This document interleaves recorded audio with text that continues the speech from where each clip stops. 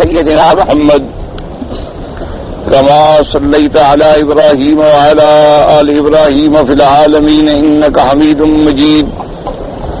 قال الله تبارك وتعالى في كلامه المجيد: أعوذ بالله من الشيطان الرجيم. بسم الله الرحمن الرحيم.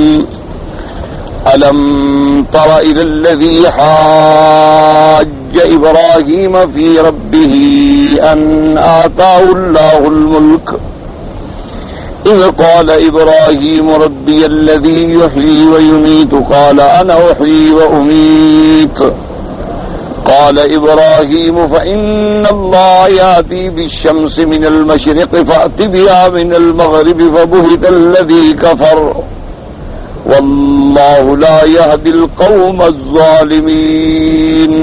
قال المؤلف والمفسر رحمه الله تعالى: هذا الذي حاج إبراهيم في ربه هو ملك بابل نمرود بن كنعان بن كوش بن سام بن نوح، ويقال نمرود بن فالخ بن عابر بن شالخ بن أرفخشد بن سام بن نوح. والأول قول مجاهد وغيره. قال مجاهد: ملك الدنيا مشارقها ومغاربها أربعة: مؤمنان وكافران. فالمؤمنان سليمان بن داود عليهم السلام وذو القرنين، والكافران نمرود وبخت نصر. واللہ تعالی اعلم. اب مفسر رحمۃ اللہ علیہ سورۃ البقرہ کی ان آیات میں جس میں مناظرہ ہے، مکالمہ ہے سیدنا ابراہیم الخلیل علیہ السلام کا اور نمرود کا، اس لیے اللہ تبارک و تعالی نے اپنے پاک پیغمبر کو ان تین واقعات کے بارے میں ارشاد فرمایا، خبر فرمائی، تاکہ اس بات توحید، اس بات حق اور ابطال باطل جو ہے وہ بالکل کھل کے سامنے آ جائے، اور اس کے بعد جس کو چاہیے وہ حق قبول کرے اور جو گمراہ ہونا چاہتا ہے وہ گمراہی میں جائے۔ اللہ تبارک و تعالیٰ کسی کو جبراً اسلام میں داخل نہ خود فرماتے ہیں نہ اپنے بندوں کو حکم دیتے، ورنہ تو اللہ تبارک و تعالیٰ کے آگے کیا مشکل ہے کہ اللہ فیصلہ فرما دیتے کہ بھی کوئی کافر پیدا ہی نہ ہو، بس ختم۔ تو کس سے ختم ہو گیا؟ کوئی دنیا میں کافر کا وجود نام بھی نہ ہوتا۔ اللہ تبارک و تعالیٰ نے جب آدم علیہ السلام کو پیدا فرمایا تو ان کے مقابلے پر پھر اس کے بعد ابلیس یا ابلیس کی ذریت یا ابلیس کو مہلت ہی نہ ملتی۔ تو اللہ تبارک و تعالیٰ تو ہر بات پہ قادر ہیں، وہ چاہیں تو ایک ایسی مخلوق پیدا فرما دیں جو فرما بردار ہو جیسے فرشتے۔ اللہ نے ایک ایسی مخلوق پیدا فرمائی ہے جو ہر حال میں، ہر وقت، ہر گھڑی اللہ تبارک و تعالیٰ کی تسبیح تقدیس میں مشغول ہیں، یا اللہ نے جو احکام ان کے ذمے لگائے ہیں اس پہ چل رہے ہیں۔ اللہ ساری مخلوق ایسی پیدا فرما دیتے ہیں۔ لیکن یہ نظام عالم ہے کہ اللہ نے عالم دنیا پیدا فرمایا اور حکم دیا کہ یہ دنیا جو ہے یہ دار العمل ہے، دار الابتلاء۔ اس میں اللہ تبارک و تعالیٰ نے انسانوں کو بھی پیدا کیا اور جنوں کو بھی پیدا کیا، اور پھر انسانوں کے اندر بھی ہر قسم کی قوتیں رکھی، خیر کی قوتیں بھی رکھی، شر کی قوتیں بھی، اور اس کے بعد ہر بندے کو اتنی طاقت بھی دی کہ وہ چاہے تو خیر کی قوتوں کو استعمال کرے اور شر کی قوتوں کو دبا دے، اور اگر وہ بھٹکنا چاہتا ہے تو قوات شر جو ہیں، قوات حیوانیہ شہوانیہ، اس کے اندر وہ اپنے آپ کو ڈال دے اور ہمیشہ کے لیے تباہ ہو جائے۔ تو اللہ نے ان دونوں کو دونوں قوتیں رکھ دی اور اختیار بھی دے دیا۔ اب اس کے بعد اللہ تبارک و تعالی نے اپنے نبی بھیجے، پیغمبر بھیجے، کتابیں نازل فرمائیں کہ حق واضح کر دو، حق پہنچا دو، حق سمجھا دو۔ آگے کوئی مانے اپنی مرضی سے مانے، کفر کرے تو اپنی مرضی سے کفر کرے۔ جو ایمان پہ ہوں گے انہیں ہم بدلے دیں گے، جزا دیں گے، درجات عظیمہ عطا فرمائیں گے، اور جو کفر و شرک پہ مریں گے ان کے لیے پھر ہم نے جہنم بنائی ہے، اس میں ہمیشہ کے لیے سزا دیں گے۔ باقی ہے دنیا کے اندر دونوں زندہ رہیں گے، مسلمان بھی کافر بھی۔ جو جتنی محنت کرے گا مال میں دولت میں اصول وہ حاصل کر لے گا، جو محنت نہیں کرے گا وہ پیچھے رہ جائے گا۔ اللہ تبارک و تعالیٰ نے یہاں تو نظام ہی ایسا ہے کہ اس کی ساری مخلوق ہے، وہ سب کے خالق ہیں، سب کے مالک ہیں، اس لیے سب کو روزی بھی ملتی ہے، بچے بھی ملتے ہیں، مال و صحت بھی ملتی ہے، سب لوگوں کو ان کے محنت کے مطابق ثمر بھی ملتا ہے، پھل بھی ملتا ہے۔ اصل زندگی جو ہے وہ دار آخرت ہے، اور دار آخرت میں کامرانی کن کے لیے ہے؟ جن کا خاتمہ ایمان پہ ہوگا۔ تو اس لیے اب اللہ نے اپنے ایک پاک پیغمبر کا، اللہ نے اپنے خلیل سیدنا ابراہیم علیہ السلام کا وقت کے بادشاہ کے ساتھ مناظرے کا ذکر فرمایا، اور اس میں ہمیں یہ بھی سبق ملا کہ دائی جو ہوتے ہیں حق کے، اب سے پہلا دعوت کا جو مرتبہ ہے وہ تو دعوت انبیاء ہے، ہمیشہ یاد رکھو۔ اللہ نے ہر بندے کو حکم دیا ہے کہ تم دائی بنو، دین کی دعوت دو، لیکن سب سے اعلیٰ مرتبہ، سب سے اونچا مرتبہ جو ہے وہ دعوت الانبیاء والمرسلین علیہم الصلوات والتسلیم، اللہ کے کروڑوں صلاۃ و سلام ہوں، وہ انبیاء اور رسولوں کی دعوت ہے، وہ بندوں کو اللہ کی توحید کی طرف دعوت دیتے ہیں۔ ان کے دعوت کے بعد پھر مراتب ہیں دعوت علماء، اور علماء کون؟ الورثۃ الانبیاء، جو اللہ کے نبیوں کے قدم پہ چلنے والے، وہ ہیں علماء، یعنی جو عین متبع ہوں سیرت رسول پاک صلی اللہ علیہ وسلم، وہ ہوتی پھر ان کی دعوت۔ ان کی دعوت کے بعد پھر دعوت ہوتی ہے عامت المسلمین، کہ ہر مسلمان بندہ جو ہے ایک دوسرے کو بھلائی کی دعوت دے، خیر کی دعوت دے اور برائی سے منع کرے۔ اسی طرح پھر ایک دعوت ہے دعوت المجاہدین، کہ مجاہد جب جہاد کرتا ہے وہ بھی ایک دعوت ہے کہ اللہ کا دین پھیلا رہا ہے۔ اسی طرح ایک دعوت ہے دعوت المؤذنین، جو اذان دے رہا ہے وہ بھی اللہ کے راستے کی طرف بلا رہا ہے۔ تو یہ سب دعوت کے اسلوب ہیں، لیکن سب سے اعلیٰ طریقہ جو ہے وہ دعوت الانبیاء والمرسلین علیہ الصلاۃ والتسلیم۔ اور اس کے لیے پھر یہ بات جو سمجھنے والی ہے یہ ہے کہ جب دائی جو ہے دعوت دینے والا، اس کو اپنی دعوت پر اتنا پختہ یقین ہو اور اللہ کی نصرت پہ اتنا کامل بھروسہ ہو کہ بڑی سی بڑی قوت سے ٹکرا جائے پھر کسی کا خوف نہ کرے۔ دیکھیں نا کہ آپ ابراہیم علیہ السلام اکیلے ہیں اور سامنے پوری طاقت ہے، بادشاہت ہے، ان کے پاس قوت ہے، فوج ہے، لشکر ہے، اور اکیلا ہے اللہ کا نبی، اکیلے، یعنی ایک بھی مددگار نہیں، اپنا قبیلہ بھی مددگار نہیں، یعنی اپنے ماں باپ بھی ساتھ نہیں، لیکن پیغمبر کھڑے ہیں مقابلے پہ۔ تو اس میں ہمیں کیا سبق ملتا ہے کہ دعوت حق دینے والا کبھی ڈرے نہیں کہ ابھی کیا ہوگا، جو ہوگا اللہ کی مرضی۔ وہ تو ہر حال میں کامیاب ہے، نہ زندہ رہے گا، دائی بنے گا، غازی بنے گا، اللہ کے راستے میں قتل ہو جائے گا، شہید ہو جائے گا۔ ایک تو ہمیں یہ سبق ملا اس آیت مبارکہ سے، اور دوسری بات جو ہمیں سبق ملا ہے وہ یہ ہے کہ جتنی دین کی جماعتیں ہوں یا دعوت دینے والے لوگ ہوں، دعوت کبھی تشدد سے نہیں دی جاتی کہ گولیاں مار کے دعوت دو اور قتل کر کے دعوت دو اور ہنگامے کرو، فساد کرو اور بم بلاس کرو۔ یہ دعوت انبیاء کے خلاف ہے۔ انبیاء کی دعوت جو ہے بالحکمت والموعظۃ الحسنہ، کے دلائل سے بات کرو، اپنے مخالف کے سامنے اپنے دعوے کو روشن ادلہ کے ساتھ واضح کرو۔ یہ کوئی دعوت کا طریقہ تو نہیں ہے کہ تم زور سے اور گولی سے اور بموں سے دعوت دو۔ یہ تشدد جو ہے یا دہشت جو ہے یہ انبیاء اور رسل کی دعوت کے خلاف۔ اب اور تیسری بات یہ ہوئی کہ اگر کبھی مقابلے کی نوبت آ جائے تو مناظرہ کرنا بھی جائز ہے، یعنی ورنہ کوشش تو آدمی یہ کرے کہ مناظرے نہ ہوں، بچنے کی کوشش کرے۔ لیکن اگر کوئی چارہ کار باقی نہ رہے کہ بھئی اب حق کو واضح کرنے کے لیے ضروری ہے، لوگ کہتے ہیں جی ہمیں سمجھ نہیں آتا، آپ حق پہ ہیں یہ حق پہ ہے، وہ کہتے ہیں ٹھیک ہے جی پھر ہم بات کر لیتے ہیں اور منصف جو ہیں سمجھ والے وہ بیٹھ کے سمجھ لیں، تو مناظرہ بھی جائز ہے۔ اس لیے مفسر رحمۃ اللہ علیہ فرماتے ہیں کہ یہ جو مناظرہ ہوا ہے سیدنا ابراہیم الخلیل علیہ السلام کا، یہ مناظرہ ہے نمرود کے ساتھ، اور نمرود جو ہے یہ بابل کا بادشاہ تھا، اور یہ نمرود جو ہے یہ بھی نوح علیہ السلام کی اولاد میں ہے، جیسے کہ مفسر رحمۃ اللہ علیہ نے اس کے بارے میں یہ دو لکھے ہیں کہ ایک تو ہے کہ نمرود ابن کنعان کوش کا بیٹا ہے، کوش سام کا بیٹا ہے، اور سام جو ہے وہ نوح علیہ السلام کا بیٹے ہیں، حام سام اور یافس۔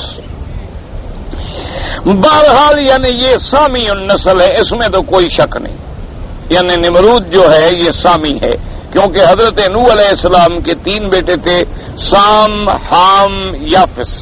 پھر ساری دنیا میں جتنی مخلوق پھیلی ہے وہ ان 3 بیٹوں میں سے ہے، یا وہ سامی ہوں گے یا حامی ہوں گے یا یافس سے ہوں گے۔ یہ تو بات واضح ہو گئی کہ نمرود اگر کنان کا بیٹا ہے تب بھی سامی ہے، اور نمرود ابن فالخ کا بیٹا ہے، فالخ عابر کا بیٹا ہے، عابر شالخ کا بیٹا ہے، وہ ارفخشد کا بیٹا ہے، وہ بھی پھر سام کا بیٹا ہے، تو سامی النسل ہونا، اور سام جو ہے پھر نوح علیہ السلام کی اولاد ہے۔ لیکن پہلا قول جو ہے مجاہد رحمۃ اللہ علیہ۔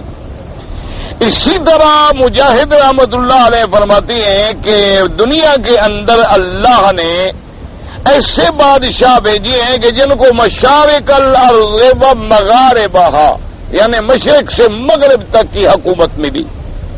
یہ معنی ہوتا ہے یعنی اکثر حصے پہ حکومت ملی، یوں سمجھا کرو۔ یہ ضروری نہیں ہوتا کہ اب حضرت سلیمان علیہ السلام جب بادشاہ تھے تو آپ کے ہندوستان پر بھی بادشاہ تھے، یہ ضروری نہیں ہوتا ہے۔ مقصد یہ ہے کہ ایک اغلب حصہ جو ہے دنیا کا جب آ جائے تو گویا ساری دنیا پہ حکومت ہو گئی۔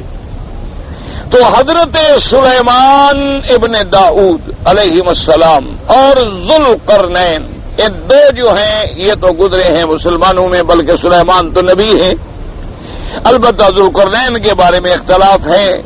تو اور 2 کہتا ہے گزرے ہیں کافروں میں، ایک نمرود اور ایک بخت نصر۔ ورنہ یاد رکھیں اپنا فرعون کی بڑی قوت تھی لیکن وہ صرف مصر پہ حاکم تھا۔ اسی طرح کیسر جو تھے وہ صرف روم پہ حاکم تھے۔ اسی طرح کسرا جو تھا وہ فارس پہ حاکم تھا۔ اسی طرح نجاشی جو تھے وہ حبشہ پہ حاکم تھے۔ لیکن یہ لوگ ایسے تھے کہ جن کو اکثر حصوں پہ حکومت کرنے کا موقع ملا ہے، اور ذوالقرنین کا تو حتی اذا بلغ مغرب الشمس وجد غروبها، یعنی مطلع شمس تک بھی پہنچا جہاں سے سورج نکلتا ہے، اور مغرب الشمس تک بھی پہنچا ذوالقرنین۔ تو اب جناب بہرحال یہ وہ نمرود ہے۔ اللہ نے فرمایا وَمَعْنَا قَوْلُهُ تَبَارَكَ وَتَعَالَىٰ أَلَمْ تَرَ إِلَى الَّذِي حَاجَّ إِبْرَاهِيمَ فِي رَبِّهِ أَيْ بِقَلْبِكَ يَا محمد صلی اللہ علیہ وسلم۔ مفسر رحمۃ اللہ علیہ فرماتے ہیں علم تارا، یہ تارا رویت جو ہے یہ رویت بصری مراد نہیں ہے بلکہ رویت قلبی مراد ہے۔ رویت ایک ہوتی ہے آنکھوں سے دیکھنا، جیسے تم کعبہ شریف کو دیکھ رہے ہو تو یہ ہے رویت۔ ایک رویت کا معنی ہوتا ہے علم حاصل ہو جائے کہ بھئی کعبہ شریف ہے، مدینہ شریف ہے، عمرہ مکے میں ہوتا ہے، اور صفا مروہ ہے، مقام ابراہیم ہے، یعنی ایک چیز اچھا وہ علم ایسا حاصل ہو گویا کہ آپ دیکھ رہے ہیں، تو وہاں پہ رویت کا لفظ استعمال ہوتا ہے۔ اس لیے اس کو علماء کہتے ہیں رویا علمیہ یا رویا قلبیہ۔ یہ بہت سارے مقام پہ اللہ نے قرآن میں بھی ذکر فرمایا، جیسے فرمایا علم تر کیف فعل ربک باصحاب الفیل، کیا نہیں دیکھا میرے بدری صلی اللہ علیہ وسلم کہ تیرے رب نے اس ہاتھیوں کے ساتھیوں کے ساتھ کیا کیا۔ اب حضور پاک تو اس زمانے میں موجود ہی نہیں تھے، کیونکہ حضور صلی اللہ علیہ وسلم سرکار مدینہ صلی اللہ علیہ وسلم کی ولادت جو ہے اسی سال ہے، ولد فی سنۃ الفیل، جس سال ہاتھی آئے ہیں حضور اسی سال پیدا ہوئے ہیں۔ تو اب حضور پاک نے تو وہ واقعہ اپنی آنکھوں سے نہیں دیکھا، لیکن چونکہ ہاتھیوں کا واقعہ اتنا مشہور تھا، اتنا کہ سارا عرب کا بچہ بچہ جانتا تھا، بلکہ لوگوں نے وہ جو پتھر ان پہ برسائے گئے وہ بوریوں میں بھر کے رکھے ہوئے تھے، اس زمانے میں ان کی قوم کے کچھ لنگڑے اندھے بندے ہو گئے تو وہ بھیک مانگتے تھے مکے کی گلیوں میں، لوگ ان کو بھی پہچانتے تھے، تو اس لیے وہاں بھی اللہ نے فرمایا الم تری کیف فعل ربک باصحاب الفیل، جیسے یہاں فرماتی ہیں الم تر الی الذی حاج ابراہیم فی ربہ ان آتاہ اللہ الملک، اللہ نے فرمایا الم تر بقلبک یا محمد یا الم تعلم یا محمد صلی اللہ علیہ وسلم، کیا آپ نے نہیں جانا، کیا آپ نے نہیں سنا، یعنی اللہ نے پھر آپ کو سنوایا وہ قصہ جب ابراہیم الخلیل اللہ کی توحید کے لیے، اس بات وجود باری تبارک و تعالیٰ کے لیے اس داہری سے، اس منکر سے مناظرہ فرما رہے تھے، الم تر الی الذی حاج ابراہیم فی ربہ، اے وجود ربہ، وہ منکر تھا اللہ تبارک و تعالیٰ کی ذات کا، وذالک انہ انکر ان یکون ثم الہ غیرہ، اس بدبخت نے یہ انکار کیا تھا کہ اور کوئی خدا نہیں ہے دنیا کے اندر، بس میں خدا ہوں۔ اللہ معاف فرمائے، اللہ تبارک و تعالیٰ رحمت فرمائے۔ تو ایسے لوگ جو ہے نا جی بڑے پیدا ہوئے، جیسے بعض لوگ جو ہیں خدا کے وجود کے منکر ہیں، جن کو دہری کہا جاتا ہے، شیوعی کہا جاتا ہے، جس سے آپ نے یعنی دیکھا تھا یہ رشین جو سوشلزم کے فلسفہ تھا، وہ بھی یہی تھا کہ اللہ کی ذات کا انکار ہے کہ کوئی خدا نہیں، کوئی مذہب نہیں، کوئی دین نہیں، کچھ نہیں، بس ایک دنیا ہے، اسی میں رہنا ہے، مر جانا ہے، بات ختم ہو گئی۔ تو اسی طرح بعض لوگ جو ہیں وہ خدا کے منکر ہیں، لیکن وہ کہتے ہیں کہ یہ نظام جو چل رہا ہے نا، یہ تارے اور کواکب اور سیارات جو ہیں یہ چلا رہے ہیں خدا کوئی۔ اسی طرح بعض لوگ جو ہیں وہ خدا کے قائل تو ہوتے ہیں، لیکن انہوں نے بھی نعوذ باللہ ثم نعوذ باللہ اپنے عقیدے اتنے خراب کر لیے ہیں، وہ کہتے ہیں جی خدا تو خیر ہے، لیکن اس نے اپنے اختیارات جو ہیں نا سارے جتنے اختیارات اللہ کے پاس تھے وہ سارے کے سارے انہوں نے ان پیروں فقیروں کو دے دیے ہیں، اب ان سب کے پاس پاور آف اٹارنی ہے، یہ جو چاہے اللہ تو بیٹھا ہے نا عرش پہ، یہ سارے کام دھندے یہی کر رہے ہیں ماشاءاللہ، جس کو چاہتے ہیں روٹی دے دیتے ہیں، رزق بڑھا دیتے ہیں، بچے دے دیتے ہیں، چھین لیتے ہیں، پیر ناراض ہو جائے نوکری چلی جاتی ہے، پیر راضی ہو جائے نوکری مل جاتی ہے، خود چاہے ہماری روٹی پہ پلتا ہے، ہمیں ویسے نوکری اس کے حکم سے مل جاتی ہے، خود ہمارے پیسوں پہ نظر نیاز پہ گزارا ہے۔ انا للہ و انا الیہ راجعون، یعنی اللہ تبارک و تعالیٰ معاف فرمائے، یعنی خود سوچو، ایمان سے کہو بھلا یہ جتنے ان پیروں نے جائیدادیں بنائی ہیں، آپ تاریخ پڑھ لیں، مطالعہ کر لیں ٹھنڈے دل سے، یہ نہ کہیں کہ بس ایک وہاں بھی ہیں وہاں بھی ہیں وہاں بھی ہیں، ان باتوں کو چھوڑیں، ٹھنڈے دل سے دیکھ لیں، جتنے انڈو پاک میں پیر ہیں یاد رکھو ان میں 3 قسمیں، پیر بھی اور مولوی۔ ایک تو وہ پیر اور مولوی ہیں جو صحیح معنی میں اللہ والے تھے اور اولیاء اللہ تھے، جنہوں نے حق کا ساتھ دیا، وقت کی طاقتوں سے ٹکرائے، نتیجہ کیا نکلا، آج ان کا کوئی نام لینے والا بھی، ظالموں نے ان کو شہید کر دیا، ان کو مٹا دیا، اتنا ان کو بدنام کیا کہ اب چند محدود لوگ ان کو جانتے ہیں، ورنہ لوگ جانتے بھی۔ اور دوسرے لوگ کون تھے جناب؟ جو ان کے ٹیڈی بنے، جنہوں نے ان کے خدمات سر انجام دیے، ان کو کافروں نے بڑی بڑی جاگیریں دی، میلوں کے حساب سے جگیریں جناب، یہ لنگر کے لیے جگیر ہے، یہ جھیل ہے، یہ گھوڑے پال ہے، یہ بکری پال ہے، یہ کتے پال ہے، پتہ نہیں کیا کیا بلا ہے، میلوں میں ان کی جاگیریں ہیں، یہ سب انگریزوں کی دی ہوئی ہیں کہ انہی لوگوں نے کفر کا ساتھ دیا، انگریزوں کا ساتھ دیا، مسلمانوں پہ ظلم کرائے، اپنی قوموں کو تباہ کیا، اور کفر کے اقتدار کی مضبوطی میں یہ کام آتے رہے۔ ان میں جو پڑھے لکھے تھے پھر ان کسی کو سر کا خطاب ملا، کسی کو ڈاکٹر کا خطاب ملا، کسی کو شمس العلماء کا خطاب ملا، یہ سب وہ لوگ ہیں جو ان کے نوکر تھے، ان کے بوٹ پالش کرتے تھے، لوگوں کے سامنے وہ ان کو بزرگ بناتے تھے کہ حضرت کے چٹ آ گیا، کام ہو گیا، لوگ مرید ہونے شروع ہو گئے، بھی حضرت کا چٹ چلتا ہے۔ یہ ایسے لوگ تھے جناب، اللہ معاف۔ اچھا، ایک بالکل چھوٹا طبقہ تھا جن کا ہاتھ کافروں کے بڑے بڑے لوگوں کے ساتھ بھی نہیں پڑ سکا، اور حق پر بھی نہ چل سکے، انہوں نے کیا کیا؟ انہوں نے قبریں بنا لی، کسی نے مدرسہ بنا لیا، کسی نے مسجد بنا لی، اور انہوں نے نظر، نیاز، تعویذ، جن، بھوت، جادو یہ نکالنے کا کام شروع کر کے پیٹ پالنا شروع کر دیا۔ یہ 3 طبقے ہیں، آپ پورے ملک میں مطالعہ کریں، اگر ایسے 3 آپ کو نہ ملیں، جو مرضی ہے مجھے آپ گالیاں دیتے ہیں۔ اللہ تبارک و تعالی رحمت کرے، دعا کرو اللہ ہمارے حال پہ رحم فرما، اللہ پاک مسلمانوں پر رحم فرما۔ اللہ جتنا تمہارے پاس جگیردار طبقہ ہے نا جی، وہ پیر ہے، فقیر ہے، مولوی ہے، کسی رنگ میں، یہ سب ان لوگوں کے ماشاءاللہ خوشامدین ہیں جو ان کی خدمت میں سپاس نامے پڑھتے تھے، اور مولوی کتابیں لکھتے تھے کہ کافر کی حکومت جو ہے ذل اللہ، اللہ کا سایہ ہے، خدا کرے ہم پہ قائم رہے۔ یہ کتابوں میں موجود ہے، یہ نہیں ہے کہ یہ ایسے کہنے کی باتیں ہیں، باقاعدہ سپاس نامے لکھے ہوئے ہیں کہ آپ کی حکومت جو ہے ہم پر رحمت خداوندی کا سایہ ہے، کہ ہم امن میں ہیں، سکون میں ہیں، اطمینان میں ہیں، اور آپ نے ہمیں نمازیں پڑھنے کی اجازت دے رکھی ہے، مسجدیں بنانے کی اجازت دے رکھی ہے۔ سبحان اللہ، اس سے بڑی اور کیا ہوگی؟ اسی لیے اقبال مرحوم روتا تھا نا کہ مسلمانوں کو ہند میں جو ملی سجدے کی اجازت، نادا یہ سمجھتا ہے کہ اسلام ہے آزاد۔ اسی لیے تو وہ رویا تھا نا بیچارہ کہ ان کو نماز پڑھنے کی اجازت مل گئی، نہیں سمجھے اسلام۔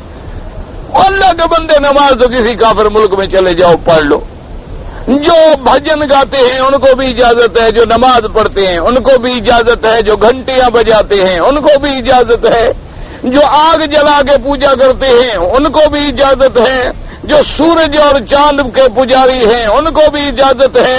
وہاں تو حقوق انسانیت کے نام پہ نہ مذہب ہے، نہ اخلاق ہے، نہ عشرت ہے، نہ معاشرت ہے، سب آزادی ہے۔ یعنی آج میں پڑھ رہا تھا، اس وقت جو دنیا کا سب سے بڑا ترقی یافتہ ملک کہلاتا ہے نا جی، اس میں 1.25 لاکھ بچہ ہر سال حرامی پیدا ہوتا ہے۔ 1.25 لاکھ بچہ وہ ہسپتالوں میں چھوڑ جاتی ہیں عورتیں، یا کوئی پارک میں پھینک جاتی ہے، یا کوئی کلینک میں چھوڑ جاتی ہے، یا اس کے بعد جناب یہ ہے کہ ان کو وہ سنبھالتے ہیں، پالتے ہیں جی، انسانی حقوق ہیں، حفاظت تو ہم نے کرنی ہے۔ ہر سال جو 1.25 لاکھ ہو تو 30-40 لاکھ میں کتنی عدد بن جائے گا؟ یہ سارے حرامی نسل، جن کا نہ باپ ہے نہ ماں۔ تو اس لیے وجہ کیا ہے کہ بھئی یہ پابندیاں، یہ ساری چیزیں کون ہماری حفاظت کرتا ہے؟ اسلام مذہب۔ وہ ہمیں کہتا ہے کہ خبردار، یہ بیٹی ہے، یہ بہن ہے، یہ ماں ہے، یہ بیوی ہے، یہ اجنبی ہے، یہ محرم ہے، یہ غیر محرم ہے، یہ حقوق وراثت ہیں، یہ حقوق ابوت و بنوت ہیں، یہ حقوق اخوت ہیں، یہ حقوق زوجیت ہیں۔ اسلام ایک پابندی کے اندر جکڑ میں رکھتا ہے۔ یعنی ہم اسلام سے کتنے دور ہو گئے، لیکن اب بھی ایسے حالات میں اللہ کی رحمت ہے ہمارے یہاں ایسا نہیں ہوتا۔ یعنی اگر وہاں 1 لاکھ ہو تو یہاں 1000 بھی نہیں ہو۔ اب وہ کہتے ہیں کہ ہم سب ایک جگہ ہو جائیں گا، کہ یہ پھر کہنے کے قابل تو نہ رہے نا کہ بھئی ہم ٹھیک ہیں۔ وہ کہتے ہیں ان کو بھی اب آزاد کرو، ان کو بھی اسی رنگ میں رنگ دو۔ اب جناب آیا کہ ابراہیم علیہ السلام کے ساتھ انہوں نے مناظرہ ہوا اللہ کی ذات کے وجود میں کہ خدا ہے یا خدا نہیں۔ نمرود کا عقیدہ یہ تھا کہ کوئی خدا نہیں، بس میں خود خدا ہوں۔ کما قال بعده فرعون لملئه، اور اس کے بعد نمرود کے بعد جب فرعون کا دور آیا، اس نے بھی اپنے سرداروں سے یہی کہا تھا کہ ما علمت لکم من الہ غیری، کہ میں تو نہیں جانتا کہ تمہارے لیے میرے سوا بھی کوئی الہ ہے، کوئی خدا ہے۔ فرعون نے بھی یہ دعویٰ کیا تھا۔ وما حمله على هذا الطغيان والكفر الغليظ والمعاندة الشديدة إلا تجبره وطول مدته في الملك۔ اب جناب مفسر فرماتے ہیں کہ اس کو اس طغیان پہ کسی چیز نے آمادہ کیا کہ وہ حد سے بڑھ گیا، اتنی عناد شدید میں مبتلا ہو گیا کہ اللہ کے نبی کے مقابلے پہ آ گیا اور دعویٰ خدائی کا کر بیٹھا۔ وجہ کیا تھی کہ اللہ نے اتنی بڑی حکومت دے دی، سلطنت دے دی، ملک دے دیا اور بڑی لمبی عمر دے دی۔ تو جب آدمی کو ذرا اقتدار لمبا ملتا ہے نا، پھر اس کا دماغ خراب ہونا شروع ہو جاتا ہے۔ اس کے بعد فرماتی ہے وذالک انہ یقال انہ مکث 400 سنۃ فی ملکہ، وہ تقریباً 400 سال تک اپنے ملک میں حکومت کی کرسی پہ رہا.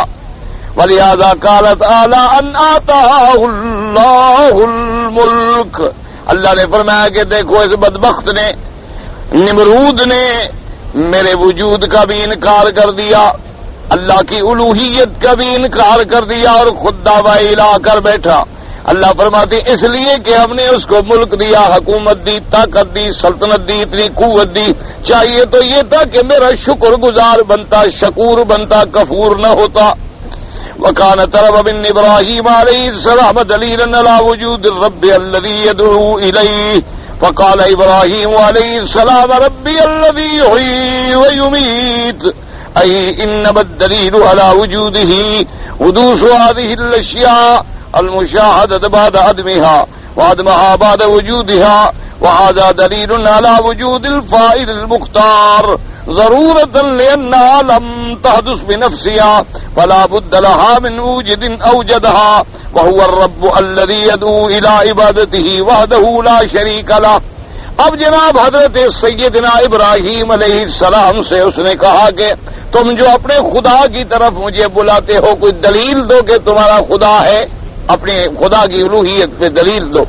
تو سیدنا ابراہیم علیہ السلام نے فرمایا ربی الذی یحیی و یمیت، میرے رب کی صفت یہ ہے وہ جلاتا بھی ہے وہ مارتا بھی ہے.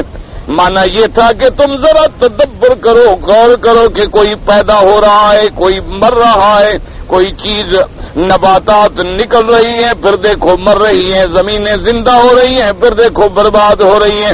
تو یہ خود بخود تو نہیں ہو رہی، آخر ان کو کوئی تو پیدا کرنے والا ہے. اب مثلا آدمی لمبا چلا جائے کہ ہاں جی میں تو پیدا ہوا، میرے والدین نے مجھے پیدا کیا ہے، اللہ نے تھوڑا پیدا کیا.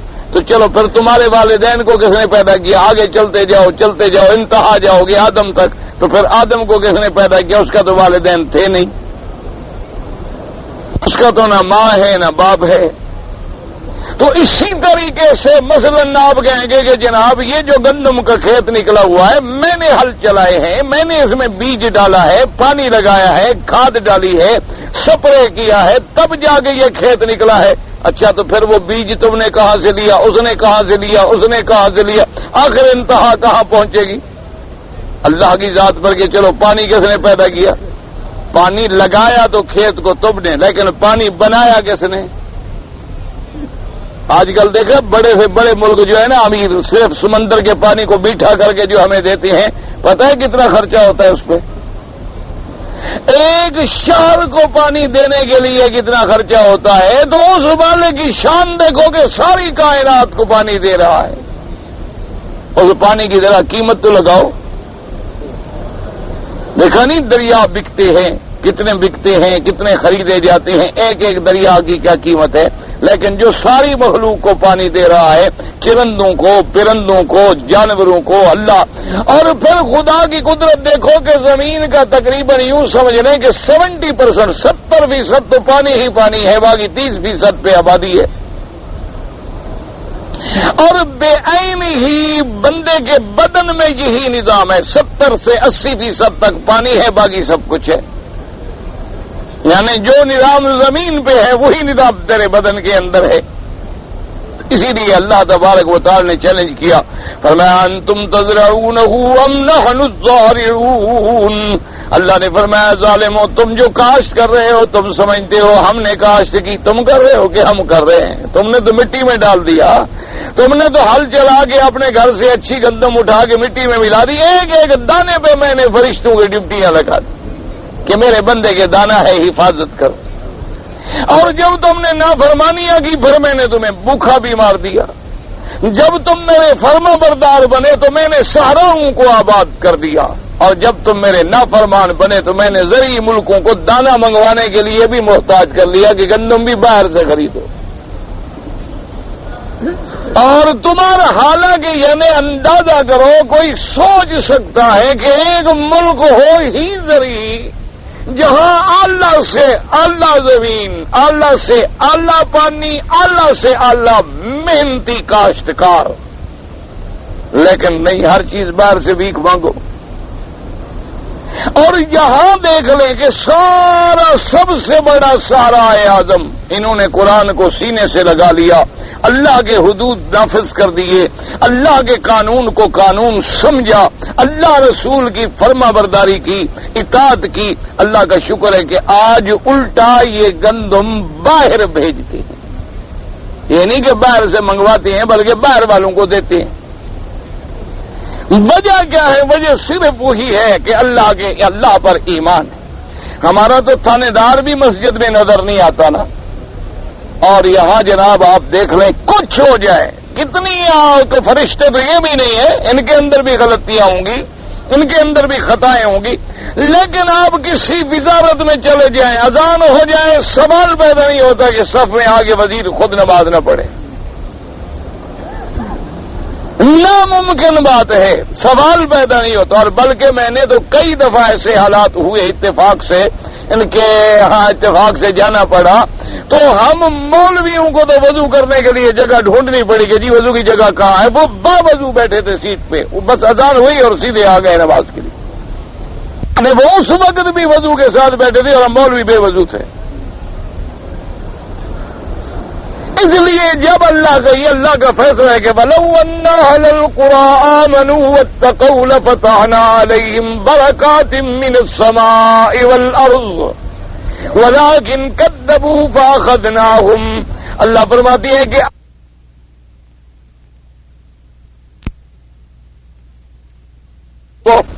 پھر عذاب مسلط کر دیتا ہوں، اور پھر وہ عذاب جو ہے وہ کئی قسم کے عذاب ہوتے ہیں۔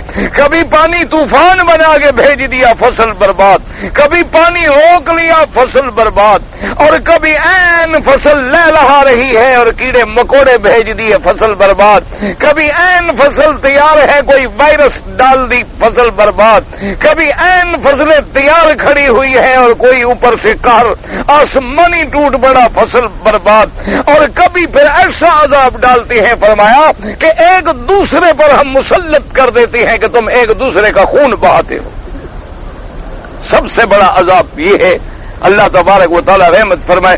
اب دیکھیں 400 سال جو ملی نا سلطنت، دماغ خراب ہو گیا، کہنے لگا میں خدا ہوں، 400 سال سے جو بیٹھا ہوا تو خدا ہو گیا بس۔ تو ابراہیم علیہ السلام نے فرمایا کہ دیکھو بات سنو کہ کوئی چیز نہیں تھی، آ گئی ختم ہو گئی، تو یہ چیزیں دلالت کر رہی ہیں نا کہ کوئی فاعل مختار تو ہے جو ان کو بنا رہا ہے، اور اس کے بعد یہ خود بخود تو نہیں بن رہی، اور جو بنانے والا ہے وہی رب ہے، اسی کی طرف میں تمہیں دعوت دیتا ہوں۔ جیسے کہتے ہیں نا کہ ایک عالم گزر رہے تھے تو ایک اونٹ کا چلانے والا، اونٹوں کو چلانے والا، مزدوری کرنے والا بدو جو تھا، وہ اونٹ کی مہار پکڑ کے وہ بھی بیٹھا ہوا تھا، اونٹ کھڑے ہوئے تھے۔ تو اس عالم نے پوچھا، اس نے کہا خدا کو مانتے ہو؟ اس نے کہا مانتا ہوں۔ اس نے کہا تمہارے پاس کوئی دلیل ہے کہ تمہارا خدا ہے؟ کوئی دلیل؟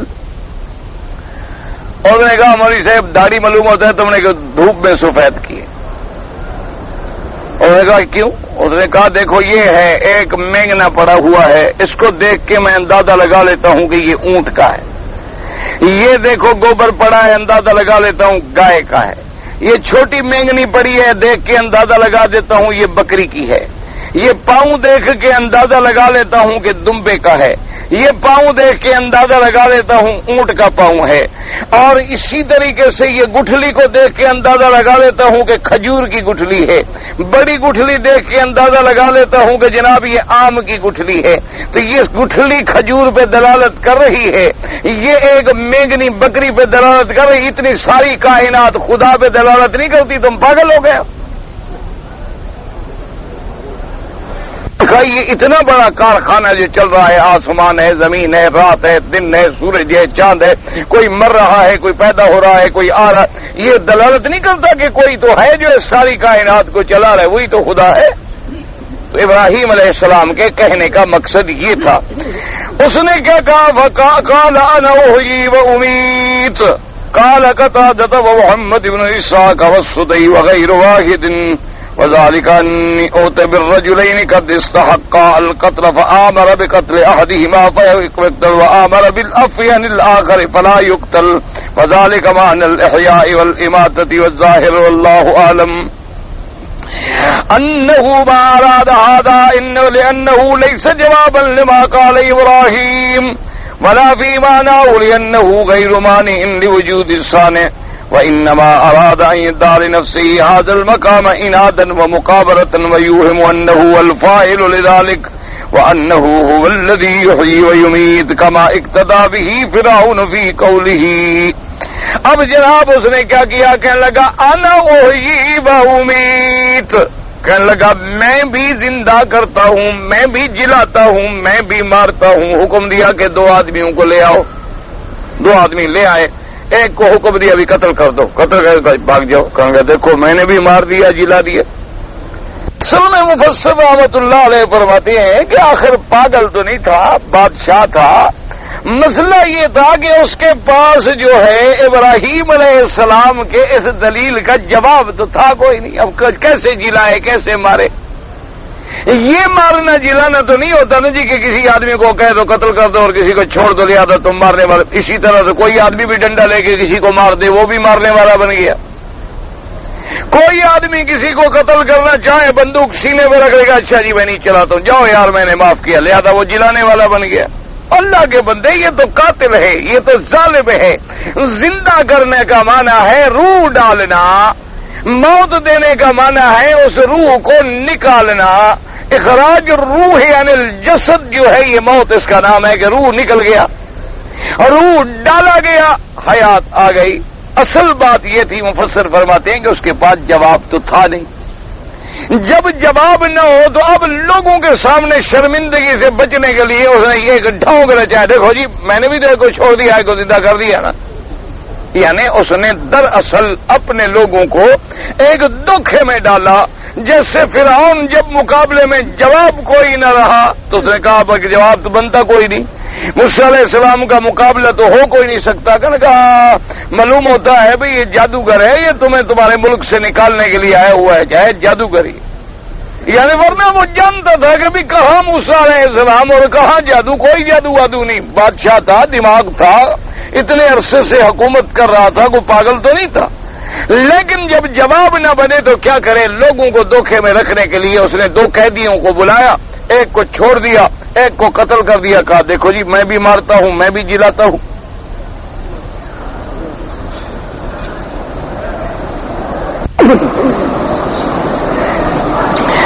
جیسے کہ اس نے بھی اقتدا کی فی الحال ما علمت لکم من الہ غیری ولہذا قال له ابراہیم علیہ السلام لما ادعا هذه المقابرۃ. جب ابراہیم علیہ السلام نے دیکھا کہ اس بدبخت نے تو محض اناد میں آ کر ایسی جھوٹی ایک کہانی گھڑی ہے، فرمایا فإن اللہ یاتی بالشمس من المشرق فاتی بها من المغرب ای اذا كنت كما تدعي من انك تحيي وتميت فالذي يحيي ويميت هو الذي يتصرف في الوجود في خلق ذواته وتسخير كواكبه وحركاته فهذه الشمس تبدو كل يوم من المشرق فإن كنت إلها كما ادعيت تحيي وتميت فات بها من المغرب.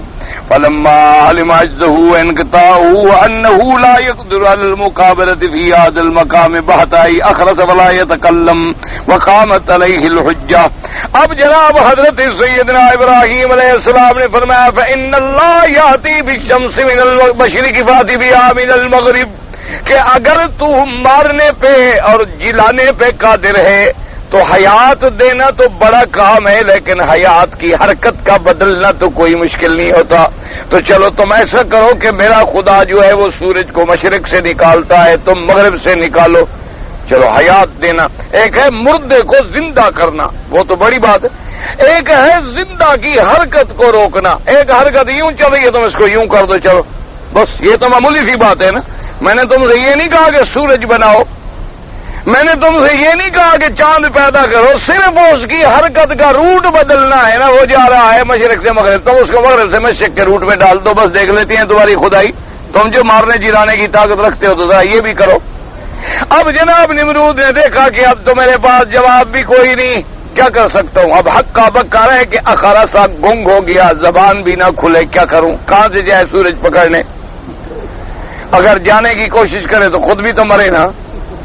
تو اس لیے اب اس کے بعد کیا جواب فبہت الذی کفر، اللہ نے فرمایا بس حق بکا رہ گیا وہ کافر جس نے کفر کیا تھا میری ذات کے ساتھ۔ مفسر فرماتے ہیں قامت علیہ الحجت، اب دلیل واضح ہو گئی، حق واضح ہو گیا، ابراہیم کی سچائی کھل گئی، نمرود کا جھوٹ ہونا بالکل کھل گیا۔ اب پھر بھی کوئی نمرود کے ساتھ رہے تو وہ اپنی جہنم خود بنا رہے، اللہ تو اس کو نہیں ڈال رہے، حالانکہ حق تو واضح ہو گیا، بات تو کھل گئی۔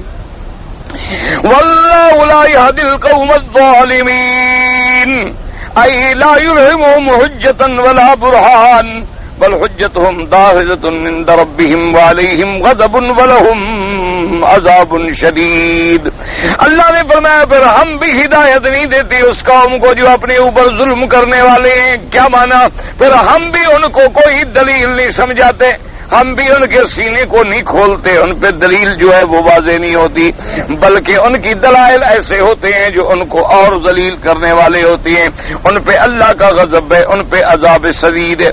وَهَذَا التَّنزِيلُ عَلَى هَذَا الْمَعْنَى أَحْسَنُ مِمَّا ذَكَرَهُ كَثِيرٌ مِّنَ الْمُنتَقِينَ أَنَّ عُدُولَ إِبْرَاهِيمَ عَنِ الْمَقَامِ الْأَوَّلِ إِلَى الْمَقَامِ الثَّانِي انتقال من دليل لا أوضح منه، ومنهم من قد يترك عبارة ترضي وليس كما قالوا، بل المقام الأول يكون كالمقدمة للثاني ويبين بطلان ما ادعاه نمرود في الأول والثاني ولله الحمد والمنة۔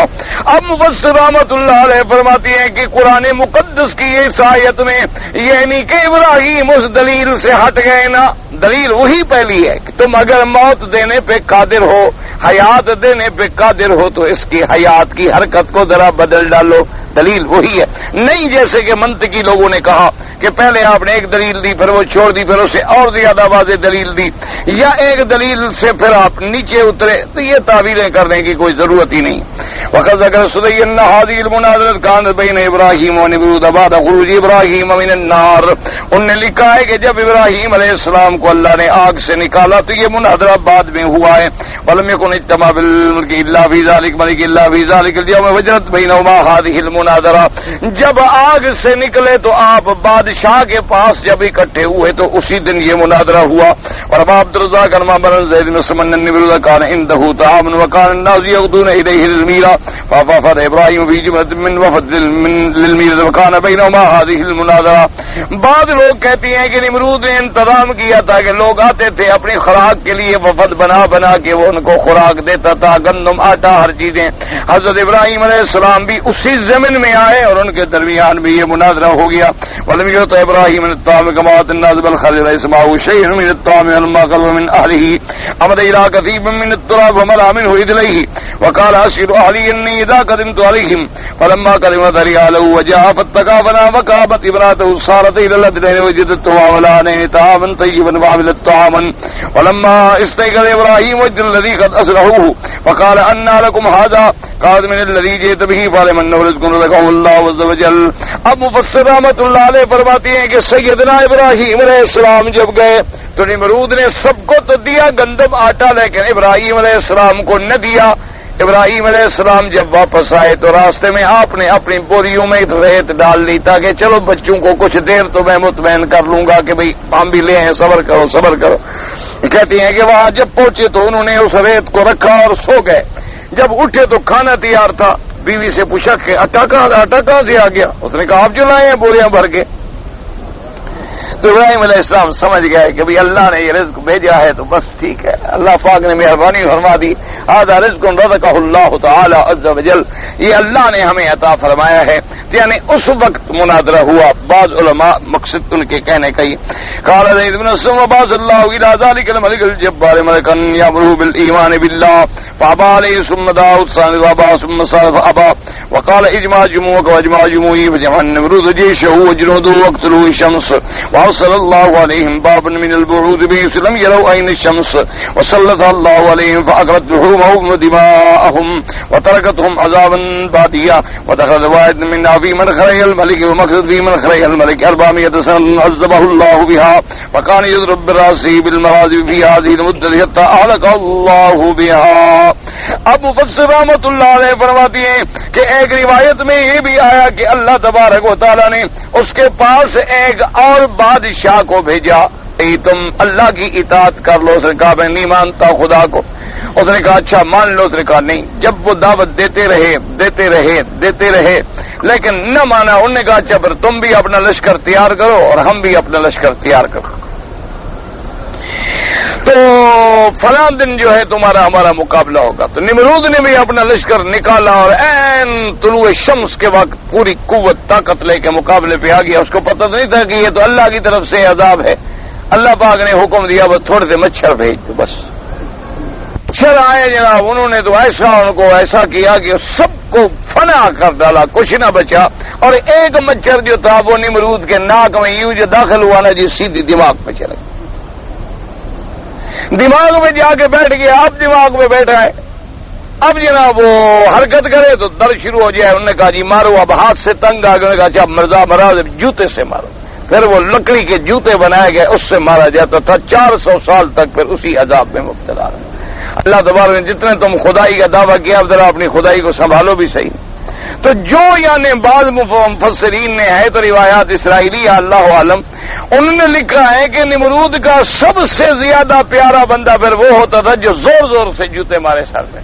اس سے بڑا خوش ہوتا تھا کہ تم میرے بڑے مہربان ہو. چونکہ وہ جوتا مارتے تو مچھر ذرا چپ ہو جاتا نا. پھر جناب کچھ دیر گزرتی پھر وہ ذرا اپنا ڈنگ مار دیتا. پھر دماغ چکرانے لگ جاتا.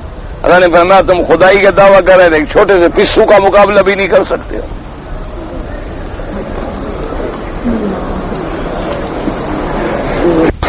طواف کرنے کے بعد یاد رکھو جب 7 چکر پورے ہو جائیں تو 2 رکعت جو پڑھے جاتے ہیں وہ امام ابو حنیفہ رحمت اللہ علیہ کے نزدیک واجب ہیں. یعنی دل میں نیت یہ ہو کہ میں 2 رکعت واجب طواف پڑھ رہا ہوں. اور باقی ائمہ کے نزدیک 2 رکعت جو ہیں وہ سنت ہیں. وہ کہتے ہیں سنت طواف ہے کیونکہ حضور پاک نے پڑھا تو لہذا حضور کا پڑھنا سنت ہو گیا. امام ابو حنیفہ رحمۃ اللہ علیہ کے نزدیک ذرا تقسیم زیادہ ہے. ایک تو فرض ہے جو اللہ نے قرآن میں بیان فرما دی. ایک سنت ہے جو حضور پاک نے اپنے عمل سے امت کو سکھائی. پھر ایک ایسی سنت ہے کہ جو حضور نے کبھی سفر حضر میں بھی نہیں چھوڑی یعنی ہمیشہ پڑھی تو وہ پھر واجب کے درجے پہ چلی جاتی ہے. جیسے ان کے نزدیک وتر واجب ہیں باقی ائمہ کے نزدیک سنت ہیں. اسی طرح یہ 2 رکعت نماز جو ہے امام صاحب کے نزدیک واجب ہے باقی حضرات کے نزدیک سنت ہے. صفا مروہ کے بعد 2 رکعت پڑھنا جو ہے وہ صرف نفل ہے مستحبات میں ہے. یعنی بعض روایات میں ملتا ہے کہ جب آدمی صفا مروہ دوڑ کے فارغ ہو جائے اور پھر کعبہ شریف میں آئے تو مطاف میں کہیں موقع ملے تو 2 رکعت نفل پڑھ لے. یہ بھی استحباب ہے کوئی ضروری نہیں. کوئی پڑھے نہ پڑھے. کراچی کے لیے دعا کریں. بھائی کوئی مسلمان ایسا ہوگا میں تو نہیں سمجھتا کہ جو کراچی کے لیے دعا نہ کرتا ہو. ہر مسلمان کے یہ ذمے ہے بلکہ خاص طور پہ مکے مدینے میں رہنے والوں کے لیے کہ دعا کریں. لیکن تم لوگ بھی ان سے کہو کہ اصل وہ لوگ جو ہیں وہ توبہ کریں. جب تک آپ کے ملک میں اجتماعی طور پہ پوری قوم ایک دفعہ فیصلہ کر لے کہ ایک مشرق سے لے کر مغرب تک ہر مسجد ہر مدرسہ ہر سڑک پہ 2 رکعت نفل توبہ پڑھ کے سجدے میں گر جائیں خدا کو راضی کریں اللہ کی رحمت آ جائے. لیکن جب تک اصل آدمی معافی نہ مانگے پھر ہماری تو صرف دعائیں ہیں. جی مجرم اپنے جرم سے جب تک معافی نہ کرے دعائیں بالکل ہمارا یقین ہے کیونکہ اللہ نہ کرے اللہ دعا کریں اللہ مسلمانوں کا ایک ملک ہے اس کی حفاظت فرمائے. ورنہ دشمن نے بڑے گہرے قصے کر لیے ہیں. اب کئی ٹکڑوں میں تمہیں تقسیم کرنے کے اب کیک بن گیا ہے اور چھری پکڑی ہوئی ہے ٹکڑے کرنے کے لیے. بس اللہ سے دعا کریں کہ اللہ ہمیں معاف فرما دے. اللہ تبارک و تعالی ہمیں معاف فرما دے.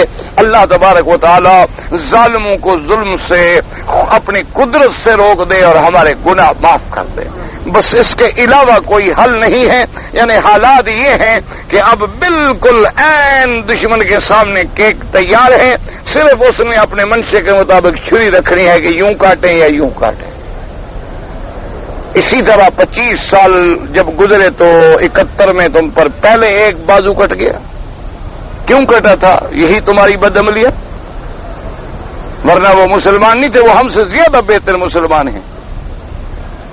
یعنی آپ یقین کریں ہم سے زیادہ بہتر مسلمان ہیں. ہم آپ کے ملک میں کبھی جلسوں میں جائیں تو 5-10 ہزار آدمی 20 ہزار آدمی بڑی مشکل سے ہوتا ہے. وہاں کبھی جلسہ ہو تو 1-1 لاکھ آدمی آتا ہے صرف تقریریں سننے کے لیے علماء کی. ان کے دین کی تڑپ کا یہ عالم ہے. یعنی میں ایک جلسے میں گیا, آپ یقین کریں کہ مجھے واپسی پہ سفر کرنا تھا اور عشاء کے بعد رات کو تقریباً 12 بجے وہ جلسہ ختم ہوا. اور تو اب ہم نے فیصلہ یہ کیا کہ کوئی حل نہیں ہے کہ جب تک یہ قوم ان کو کوئی تکبیر نماز کوئی ایسی میں شروع کر دو یہ عبادت کریں اور ہم نکل جائیں.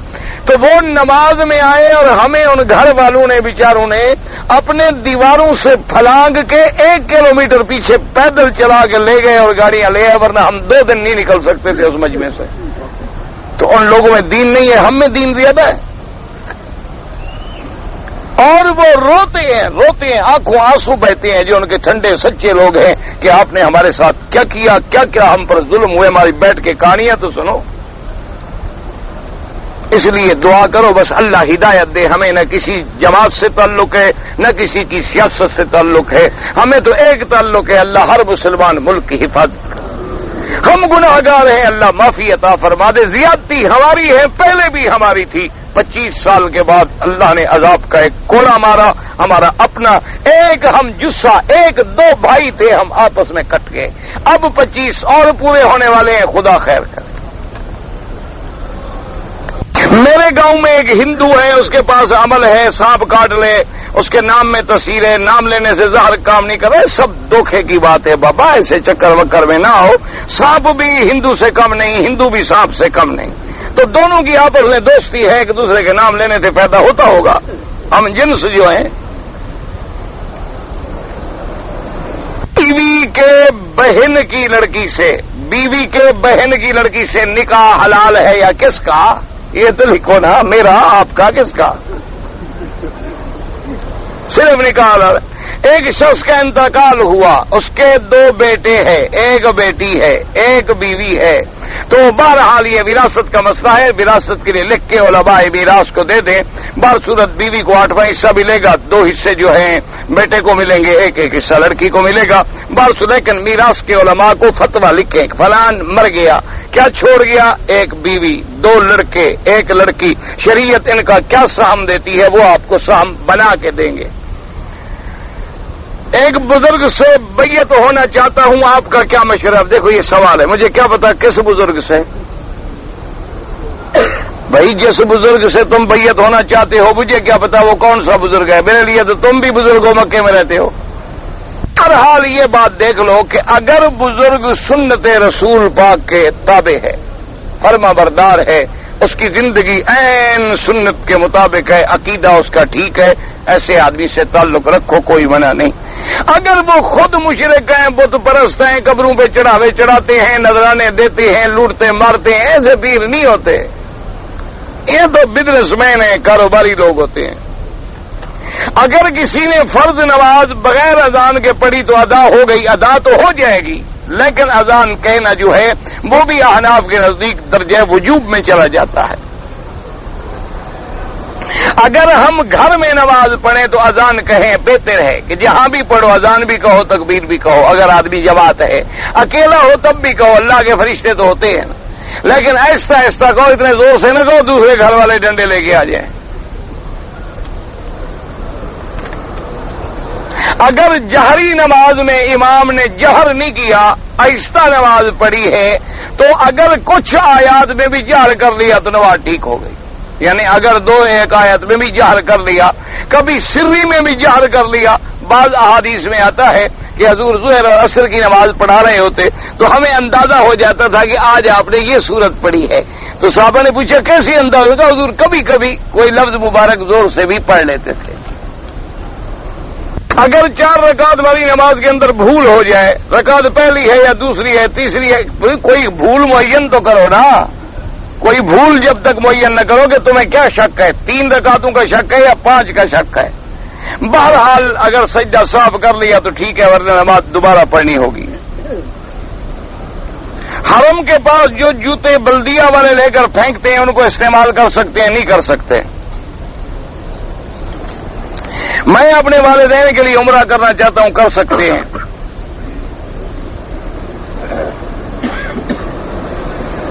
کہتا ہے کہ ہم سارا دن ڈیوٹی کرتے ہیں اور درس میں بھی آگے بیٹھ جاتے ہیں، تو کبھی کبھی بیٹھے بیٹھے اونگ آ جاتی ہے۔ بیٹھے بیٹھے اونگ آ جائے تو وضو نہیں ٹوٹتا، یاد رکھو۔ اگر آدمی ٹیک لگا کے بیٹھا ہو اور نیند آ جائے پھر وضو ٹوٹ جاتا ہے۔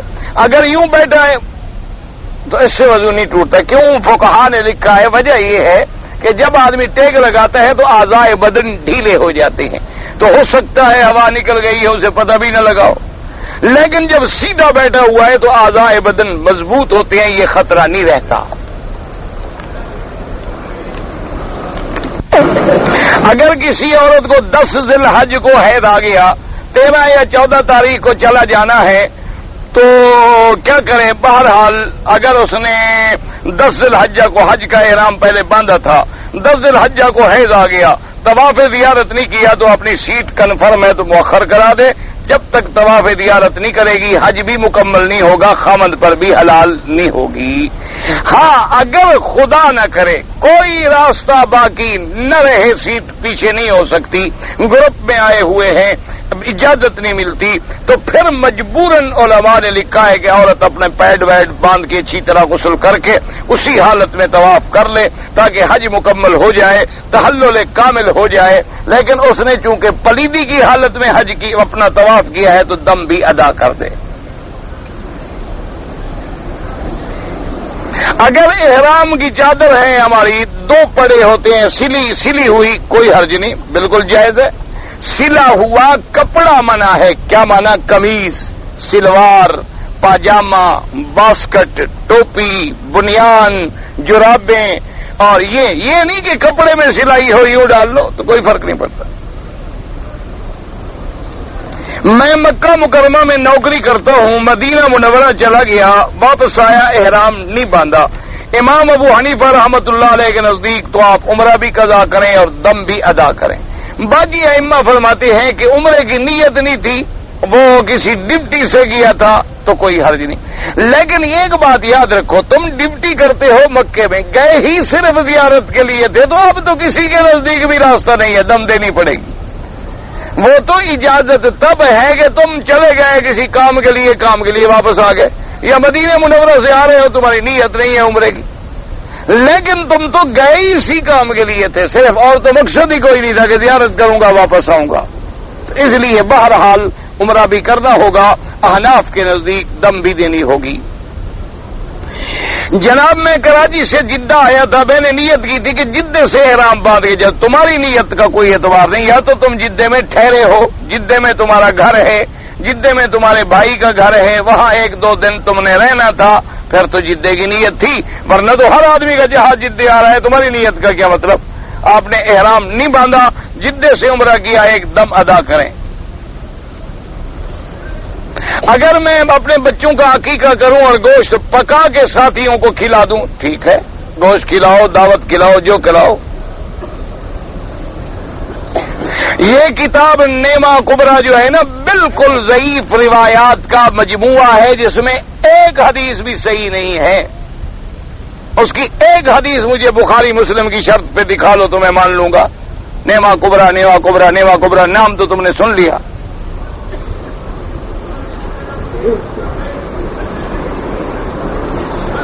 کہتا ہے جی میں نے 5,000 ریال، 5,000 پتہ نہیں کے لیے 50,000 روپے قرضہ لیا تھا، اب سعودی 5,000 بنتا ہے۔ 5,000 کیوں بنتا ہے؟ 5,000 تو نہیں بنتا، 5,500 بنتا ہے، ٹھیک بنا ہے، تم 500 اب ہضم کرنا چاہتے ہو نا بھائی۔ آج کل جب 8 روپے 62 پیسے کا ریٹ ہے تو بناؤ 50,000 روپے کے کتنے بنتے ہیں؟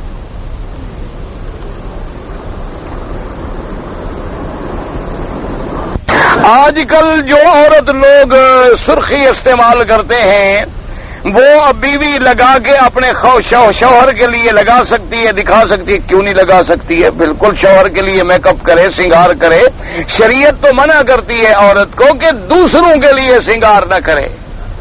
آج کل بدقسمتی یہ ہے کہ عورتیں گھر میں تو ایسے بیٹھی ہوتی ہیں جیسے ابھی جہنم سے نکل کے آئی ہوں، قریب بیٹھ جاؤ تو بدبو کے بھبکے آئیں کہ شوہر بھاگ جائے بیچارہ دور۔ اور جب لوگوں کے گھر میں جائیں غسل کرے گی، ماشاءاللہ میک اپ کرے گی، سنگار کرے گی، سرخی لگائے گی، بال بنائے گی کہ وہ جی ادھر جانا ہے نا، اور عورتیں بھی ہوں گی، گیلا کریں گی، تو یہ اصل میں جو حرام ہے وہ کر رہی ہے، جو اصل اپنے خاوند کے لیے کرنا ہے وہ نہیں کر رہی۔ حالانکہ حدیث پاک میں آتا ہے کہ جو عورت غسل کرے، سنگار کرے، اچھے کپڑے پہنے، اپنے شوہر کے لیے انتظار کرے کہ میرا خاوند آئے، مجھے دیکھے خوش ہو جائے، پر میں اس کو اللہ اتنا ثواب دیتے ہیں جیسے ایک مجاہد سرحد پہ ساری رات گھوڑا باندھ کے کفر کے مقابلے پہ جاگتا رہے، کہ اس نے بھی اپنے شوہر کو شیطان سے بچایا ہے۔ اور یقین کریں، ایمانداری کی بات ہے، آج جو تقریباً 50% لوگ گناہوں میں مبتلا ہیں، اس کا سبب خود عورتیں ہیں۔ جب عورت اپنے خاوند کو خوشی مہیا نہیں کرے گی تو اس نے تو لازماً پھر حرام کا دروازہ کھولنا ہے۔ دیکھو نا، ایک آدمی کو روٹی نہ ملے، بھوکا رہے، کب تک وہ بھوک برداشت کرے گا؟ پھر تو لازمی بات ہے بھیک مانگے گا، کسی کے آگے ہاتھ پھیلائے گا، نہیں تو موقع ملے گا تو چپ کر کے چوری بھی کر لے گا۔ اسی طرح یہ بھی تو اللہ نے انسان کے لیے ایک بھوک رکھی ہے، اس کی بھی یہ تمنا ہے، خواہش ہے، اگر حلال سے پوری ہو جائے گو پاگل ہو گیا، خام کا آرام سے ٹکرے مارتا پھرے۔ سب سے بڑی مصیبت یہ ہوتی ہے، گھر میں آئے گا سب سے پہلے تو بیوی لڑنا شروع کر دے گی، کہاں مر گئے تھے اور کہاں مر گئے تھے، اور تمہارے بچوں نے جہنم بنا دیا ہے، خدا کرے تمہیں آگ لگے، تمہارے بچوں کو آگ لگے، یہ گھر میں بات ہو رہی۔ تو اب گھر میں جلنے کے لیے آئے گا شوہر، پاگل ہو گیا، کہے گا ٹھیک ہے تم جلتی رہو، مجھے بھی اور گھر ملتے ہیں۔ میں نفل روزہ رکھا تھا، مہمان آ گیا، میرے بغیر کھانا نہیں کھاتا تھا، روزہ کھول دیا، کوئی بات نہیں، قضا کر لو بس۔ آپ لوگوں کو میرے رشتہ دار ہیں بہت برا کہتے ہیں، اچھا کرتے ہیں، ان کو اور کہو کہ مجھے گالیاں دیا کریں، ان کے گناہ بڑھتے ہیں، میری نیکیاں بڑھتی ہیں، میرے فائدے کا کام کر۔ جو آدمی میرا گلہ کرتا ہے، میری غیبت کرتا ہے، مجھے گالیاں دیتا ہے، وہ تو میرا بڑا خیر خواہ ہے کہ اپنے اوپر گناہ رکھ رہا ہے اور اپنی نیکیاں مجھے دے رہا ہے۔ ایسا شریف آدمی مجھے ملے گا دنیا میں؟ ان کو کہیں کہ اگر مجھے وہ روزانہ ایک گالی دیتے ہیں 1000 دیا کریں۔ کام کے پیچھے مقتدی فاتحہ پڑھے، بخاری شریف میں حدیث ہے، کسی حدیث میں مقتدی کا لفظ نہیں ہے، جہاں مقتدی کا لفظ لکھا ہوا مجھے دکھا دو، میں بھی انشاءاللہ مان لوں گا۔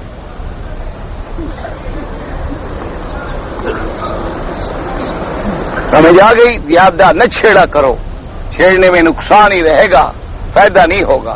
ہم کہتے ہیں سب ٹھیک ہے، جو پڑھتے ہیں اللہ ان کی بھی قبول کرے، جو نہیں پڑھتے اللہ ان کی بھی قبول فرمائے، ان کے پاس بھی حدیث رسول ہے، ان کے پاس بھی حدیث رسول ہے۔ اللہ پاک سب پہ رحمتیں فرمائے۔ خدا کے لیے مسلمانوں کو نہ لڑاؤ، جو اندر آ گیا حرم میں، یہ جو مولوی لڑاتے ان سے بڑا بدبخت کوئی نہیں دنیا میں۔ یہ اسلام کے خیر خواہ نہیں ہے، یہ دشمن ہیں، اسلام سے نفرت دلا رہے، نکال رہے ہیں۔ 4 آدمی موتقد ہوں گے، 400 کو نفرت آئے گی۔ کیا کرو، اللہ ہمیں